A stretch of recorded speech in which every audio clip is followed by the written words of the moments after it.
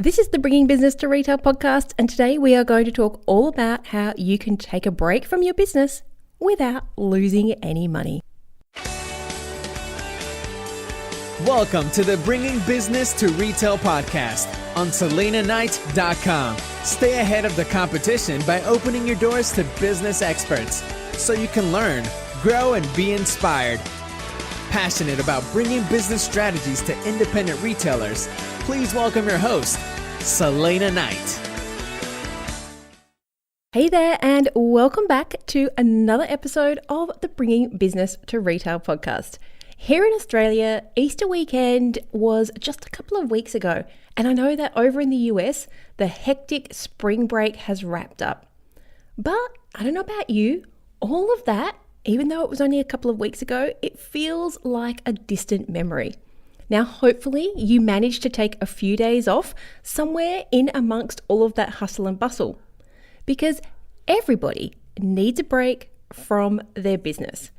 I personally know that it is necessary for you to take a step back and take a break, not only for your physical health, but also for your mental health. And on top of that, I really do believe that taking time out helps strengthen your relationships, and it actually can help you grow your business. Now, a question that I see in Facebook groups over and over and over again is, should I close my store or should I close down orders on my website so that I can take a holiday? And the truth is, with a bit of knowledge and foresight, taking a holiday and making money do not have to be mutually exclusive. You can have both. If the idea of taking a holiday from your business totally freaks you out, then today let's talk about just what it is you have to do so that you can have some much needed time out from your business. Are you ready to jump in? All right, let me ask you, how many times a week do you say to yourself, I need a break? Or perhaps you say something more along the lines of, I wish I could just get away for a few days. I wish I could just switch off. But if you're like a lot of the people that I work with, it can sometimes feel like taking a step away from your business, taking a holiday, leaving it for an extended period of time is just not possible. And let's be honest, for some people, a weekend can feel like an extended period of time, right? You'll understand what I'm talking about if you're in this kind of space in your business. Now, I know it can feel impossible to take time off when you're the only employee of your business. I remember back in the day when I first started out, you've probably heard me tell this story before. My biggest goal right at the beginning was to not have to work Saturdays because I was working every single Saturday.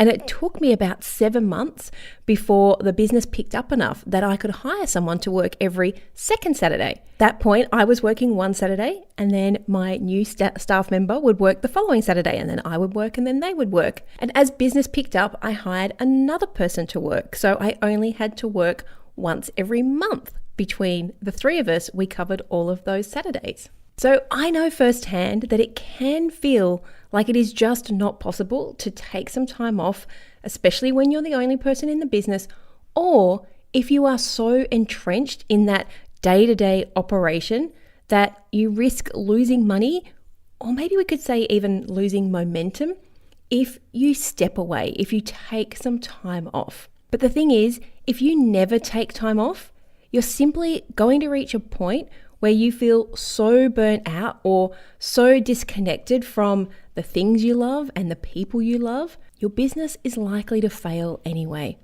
And you know from my tone of voice that I am telling you all of this from personal experience. So let's call a spade here. Time away from work looks different for everyone. Back in the day, it was just not having to work every single Saturday. And then it was not having to work any Saturdays. For some people, it might mean working a 4-day week instead of working 6, or let's be honest, 7. For others, it's maybe working 3 days in the business and then 2 days from home. Maybe you just want to step away from the business at 3 p.m. and not have to think about it until 9 o'clock the next morning. Or maybe like me, you just want to be able to have a long weekend away without stressing that your business is going to fall apart. There's one thing all of us have in common is we don't want to take time away from our business and lose money in the process, right? The reality is there will be times in your business that you have to just take some time out. I don't know how many times I have heard retail and e-commerce business owners telling me that they're going to work because they can't afford to be sick. If they don't turn up, if they don't show up, then they won't make any money. And I know one of the clients that I've been working with one-on-one, she was desperate to get to the point where she could put the systems and the people in place before she had her baby, which I am pleased to say together we did. We staffed her store, we put all the systems in place, and she had a beautiful baby on Monday. So today's episode is all about finding freedom in your business for it to be whatever you want it to be. Whether it's taking those extra days off, whether it's just working 9 till 3, whether it's being a digital nomad, you get to decide what your business looks like for you. I'm just here to show you how you can get it. So these are the steps that I think you need to take to get that freedom. My first step that you need to do before you can even think about taking a break from your business is 100% boring and tedious. But it is super necessary. In fact, I'm going to go so far to say that if you're struggling to take a break from your business, this number one, it is going to be the reason why. And you know what I'm going to say here, aren't you? Because I just told you, the first thing that you have to do to take a break from your business is to put those systems in place, just like the gorgeous Mickey did.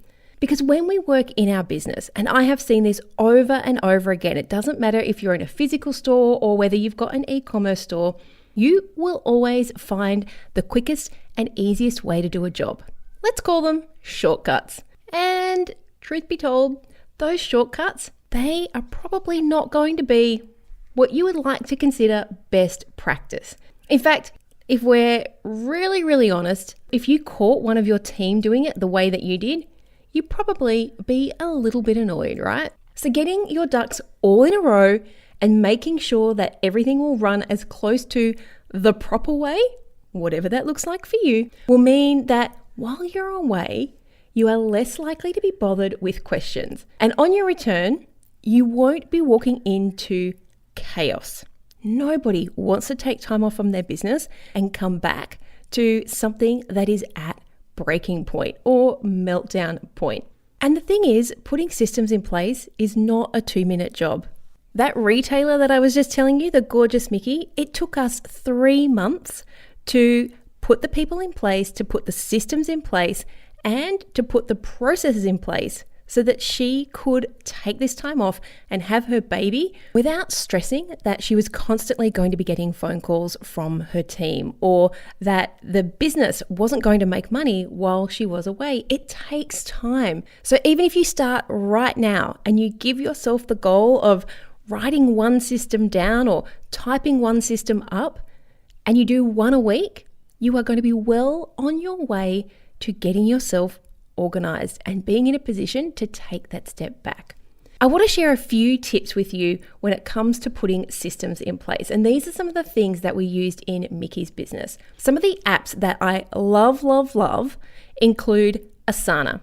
And Asana is a project management tool. So you can put tasks in there. And I use this with most of my clients. We put most business processes into Asana. Because the great thing is you can then assign a task to someone, which means you can make sure that they've read it, they understand it, and then once they've gone through the process, they can check it off. So it's a good way of making sure that they have understood the process, and there's even the opportunity for them to put their own comments in. So if they have a question, they can type it in and it will send you an email. You can just go in and either answer the question if you're not there to help them, if you're remote. But if you are there in person, the great thing is you can go through all of these questions together. So that project management tool is a free tool called Asana, A-S-A-N-A. It is a web-based software, and you can also get an app for your phone. And for computer-based tasks, I love Loom, L-O-O-M. It's a free tool that you can use to record your screen. In this day and age, so many of the processes that we do are computer-based, whether it's uploading stuff to the website or creating a purchase order or how to post on social media. The great thing about Loom is it captures what's happening on your screen and it also captures your voice. So you can walk somebody through a process and they can follow along step by step in the video. Now, you can even choose to have your webcam turned on and it'll have a little video of you in the corner, or you can choose to turn it off. It depends what works for you. And this is one of the first things I do with my clients is we record how to upload products to a website or how to do a refund or a return. We record these processes because once they're done, they're done. You don't ever need to do them again. And then we generally pop them into Asana. So once you've made a process, when you've created a system, you only need to update it as things change. You don't need to be creating new things every time somebody comes in. And think about this when you're hiring. If you have somebody who's just coming in for the summer or for Christmas, having these processes in place, especially when they're in a cloud-based software, means you can just give them access to your project management software like Asana, or you could even just send them the link to your Loom videos so they can start getting training before they even walk in the door. How fantastic is that? And of course, when I say walk in the door, I mean that in the literal way and in the metaphoric way. If you have an e-commerce site and we're talking about virtual assistants, then they are virtually walking in the door. Now, for manual tasks, you're probably thinking, but I need my orders packed a certain way, or I like things to be done, I like the store to be merchandised a certain way. Well, believe it or not, my answer to this is so easy, you won't believe you haven't thought of it yourself. I literally put my phone on a tripod, or here's another hack, stick it in a mug. Simple, easy tripod that is also portable. I will just literally put the phone on a tripod or in a mug so that it can film me while I pack an order or while I do the task. It doesn't have to be a professional quality. It just has to show your team how you want something to be done. And as a business owner, I know that you're going to be fussy about the way things are done. So let's just take this time, we're talking 2 or 3 minutes, to put that video in place and make sure that everybody is on the same page. Putting systems in place costs nothing. Loom is a free tool and Asana is a free tool. Use your smartphone, use a mug to record yourself. But I do have to say that it sets you up to move your business to the next level. Now, even if you don't have a team right now, creating these systems while you do actually have the time means that as your business grows, onboarding a new team member is so much easier. It's such a seamless exercise and it makes you look so much more professional rather than having to try to explain to somebody every process that you've got, every system that you've got, all in a day or two and having them completely overwhelmed and feeling like their brain is going to explode. And to be honest, they're probably not taking all of it in. The great thing about having tools like Asana means that if they've forgotten, they can just jump in and in a couple of minutes, they can refresh their knowledge. So you're actually empowering them and you're giving them confidence when you put these systems in place. And you know that I'm telling you this from my personal experience because I remember training staff over and over again and they would be just as confused as I was. So when I put a system in place, it made bringing a new team member on board so much easier and so much more happier. I'm not sure if that's the right word, but just everybody was so much more excited about starting a new job and starting working with the team because we had all these systems in place. Okay, so number 2, the second thing that you have to do to take a step away from your business is to put somebody else in charge. Oh, and this one can be so hard for control freaks.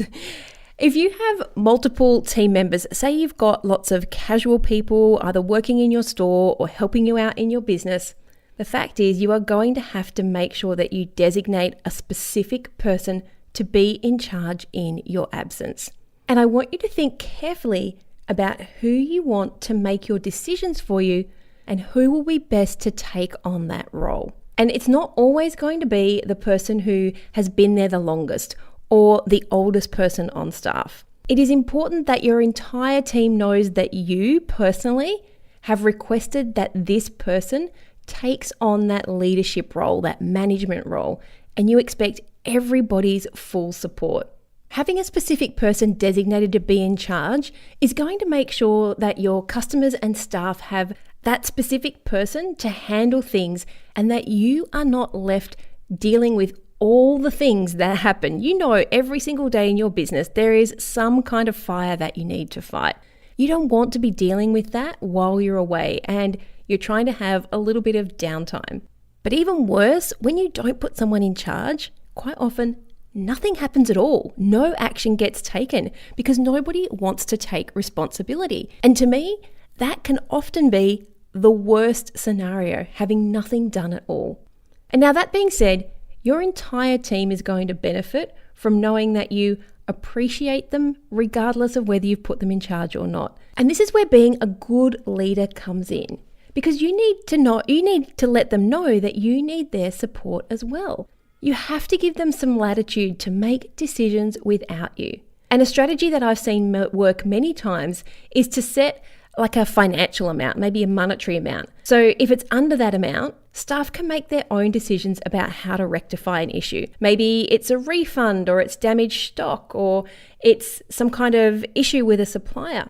If you're ever going to take time off or take that step away from your business, it is easier to have staff that think for themselves and have the confidence that you've given them that autonomy to think for themselves and to work independently. You need that if you are going to take that step back. And to be brutally honest here, if you don't have that person in your business that you have the confidence to hand over to for a short period of time, then it is time to think about that in your business. Because even if you are a one-man band, even if you are just working from home, or if you're the only person working in your store, it is time to think about who that person is going to be. You aren't going to be able to continue at this level forever. So what does that look like? What does that next level look like for you, where you don't have to close the shop down just so you can take a break? So far, we've put some systems in place and we found somebody else to be in charge.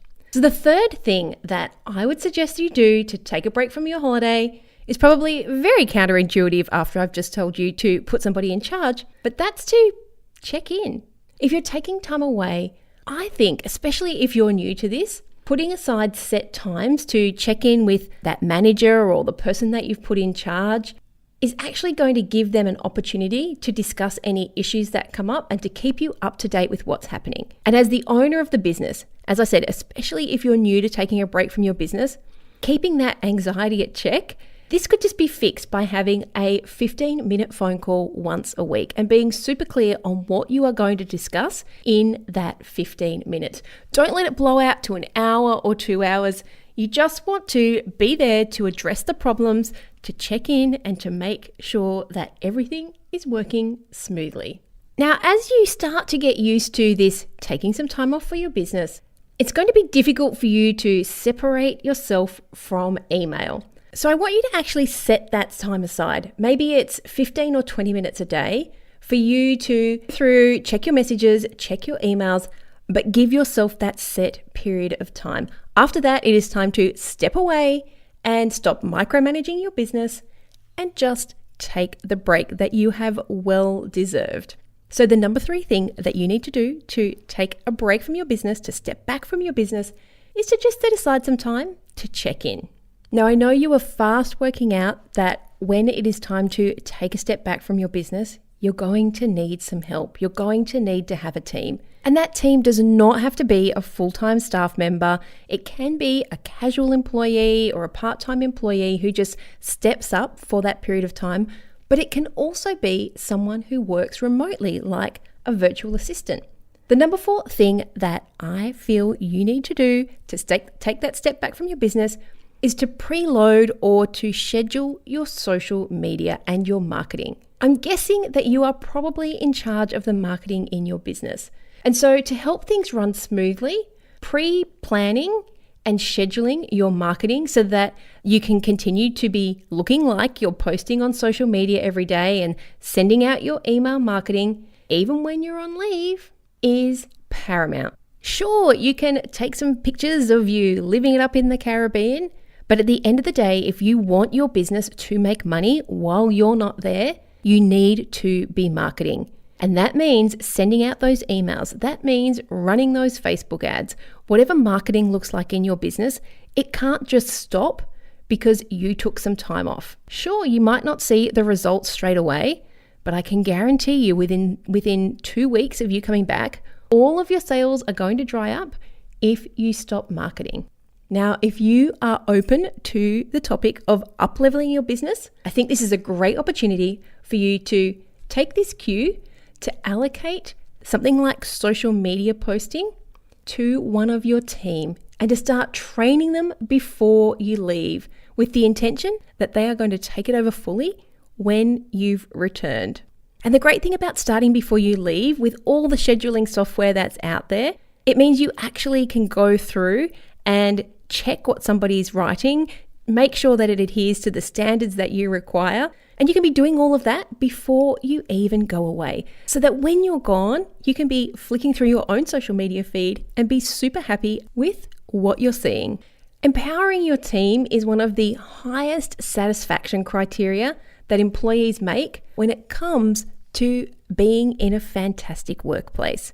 And I know that it can feel like giving people more tasks means you should pay them more, but sometimes just that self-satisfaction, being rewarded with something that they love doing, is all the reward that they need. Now, this episode is all about being able to set your business up so that you can take a break without losing money. So on the topic of money, the number 5 thing that you have to do, the 5th step in taking a break from your business, is to sort out your payroll. So far, we've allocated jobs to people, which means you have to have some people to do stuff for you. And it is kind of a no-brainer, right? But you would be surprised, and I see this over and over again, at how many people don't realize it's payday until they're somewhere that they can't access their payroll. And again, you know that I'm telling you this from personal experience because I remember being in the Caribbean, or as the Americans call it, the Caribbean, and realizing it was staff payday and not being able to get any internet. I was mortified. It was just one of those things that had slipped my mind. And just because you're on holidays, it doesn't mean that you can shirk your responsibilities. If you're not going to have access to your online banking, or you don't want to be tied down to completing payroll, then you're going to have to up-level, you are going to have to relinquish some control, and you're going to have to allocate that task and, of course, access to your bank account, that person that you're entrusting your business to be able to go in and make sure that everybody is paid. So with all of these tips and tricks, one of the hardest parts about taking a holiday is just letting go. I see so many business owners desperately wishing for a holiday, but in reality, they find it almost impossible to disconnect ourselves. And that is just the way of the world right now. Everything is available online. We can log into our point of sale. We can log into the back end of our website. Everything is at our fingertips. Everything is on a phone. So not only do you need to prepare your systems and your team and your business, if you want to take a step back from your business, you also have to prepare yourself. Think about whether you're going to have phone service or Wi-Fi. Now, you can get Wi-Fi on a plane right now, but trust me, you can't always get it where and when you need it. One of my team traveled to Europe for 6 months, and in that time, she could only work a couple of hours a week because it was almost impossible to get reliable Wi-Fi in the places that they were staying. She had expected to be working 3 days a week, but in reality, it was only a couple of hours that she could manage. So don't ever assume that Wi-Fi is a given. You have to do your research and you have to have these backup plans in place. And I also want you to think about, do you actually want to work? There's nothing more deflating than getting somewhere and wishing that you didn't have a bag full of work to do. And I have to say, I am terrible at this one because especially when I'm flying to America, we're looking at around about 15 hours in the air and a good 3 hours beforehand. So that's 18 hours that I've got. it's almost impossible to sleep on a plane. So there's a lot of hours that I decide that I'll just catch up on a presentation then. I'll just write a speech. I'll just record some videos. I'll just write some scripts. But I can tell you, the minute that I walk into the airport, preferably into the airport lounge, I have my glass of wine in hand and I do not want to work at all. I get on the plane, I put my earbuds in and I binge watch bad movies. Or I will read a whole book. I get onto the plane with the best of intentions and nothing ever gets done. And then I feel guilty about the fact that I haven't done the work. So think about whether you actually want to be working when you're taking this step back.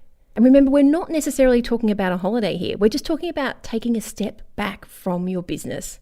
And if you do decide to take some work with you, if you're going on holiday, you have to give yourself permission for it to be optional. Unless, of course, you are officially combining business with pleasure, which is what I quite often do. I will go and speak at an event, and then the family and I will go on a holiday afterwards.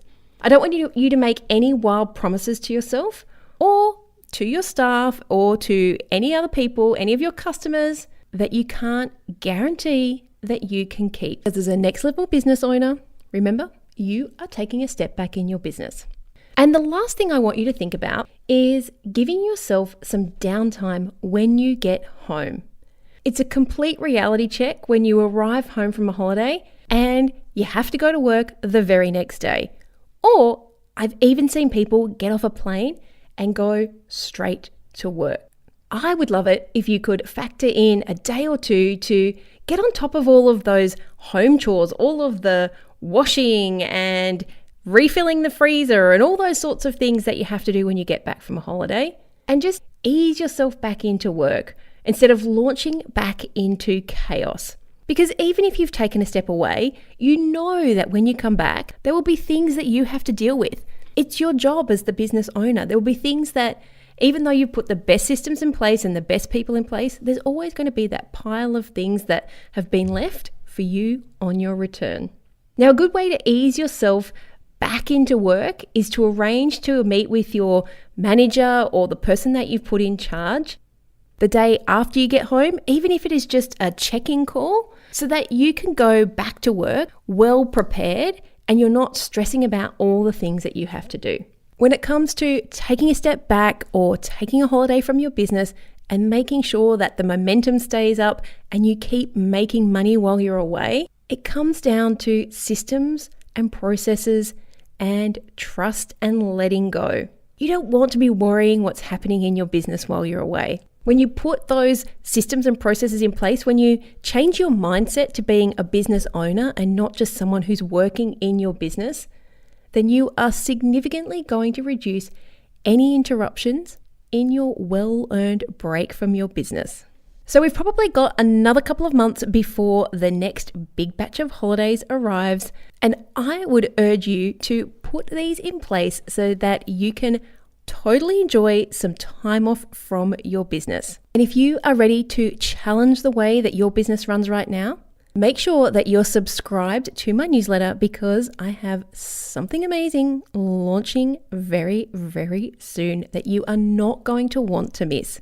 If you're already on my newsletter list, make sure that you check out those couple of mystery emails that I've sent you this week, because the future of retail and e-commerce, as you know it right now, is going to change forever. If you're not already on my newsletter list, head on over to salenaknight.com and you can download one of my awesome cheat sheets, and you too will receive my mystery game-changing emails that are going to revolutionize your business. #cryptic. #cryptic. #cryptic. #cryptic. I hope you enjoyed this week's episode of the Bringing Business to Retail podcast. You can find all of the show notes over at salenaknight.com. If you found something that you heard today particularly useful, I'd love it if you could leave me a review on iTunes or Stitcher. And of course, feel free to share this episode with someone that you think could benefit by listening to it. Want more retail biz strategies? You can watch the Bringing Business to Retail TV show, where each week I'll answer a question or provide you with a simple, actionable retail biz strategy that you can implement in your business right away. If you have a question or a guest, I'd love to hear from you. Drop my team an email at podcast@salenaknight.com, and I'll see you on the next episode. Have a great week.